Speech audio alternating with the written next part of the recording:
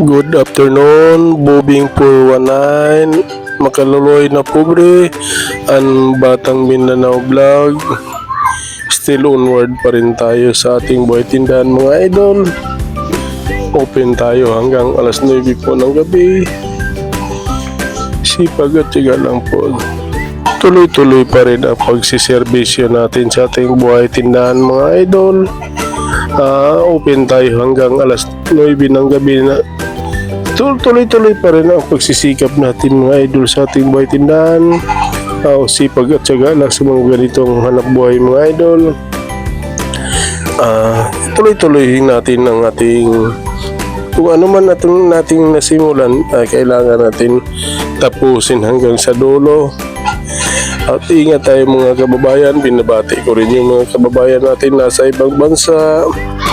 Kailangan mag-ingat po tayo mga idol at magdasal sa ating Panginoong Diyos. Siya lang po ang makalutas kung anumang problema natin sa buhay.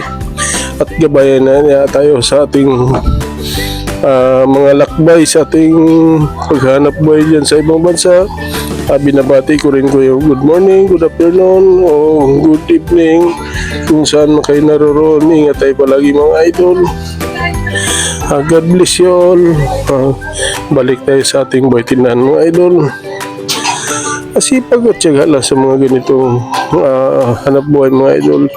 Kahit naman kung ano mang hinahangad natin sa buhay, kailangan pag-ipunan natin para tuloy-tuloy pa rin ang ating pagsiservisyo sa ating mga customers. Kailangan pag anong masimulan natin, kailangan paglaguin natin. Balik tayo sa mga payuhan ko rin yung mga kababayan natin yung nasa ibang bansa.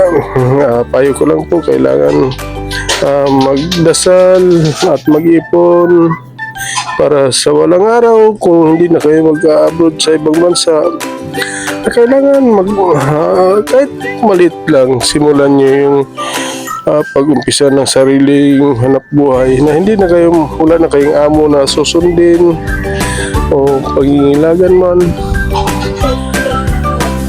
para po tayo makapagsimula ng ating sariling negosyo. Ika nga, buhay tindahan or buhay negosyo. Kasi pagkatsaga lang mga idol. Kailangan sabayan din sa pagdasal na tayo bibigyan po ng lakas na pangangatawan at golden para tayo makapagsiservisyo din sa ating kung ano man ating nasisimulan natin sa pagninegosyo. Kailangan paglagayin natin kung nakatulong man mga idol sa payo ko sa inyo. Paki-follow, like and share na lang at God bless kayo inyo.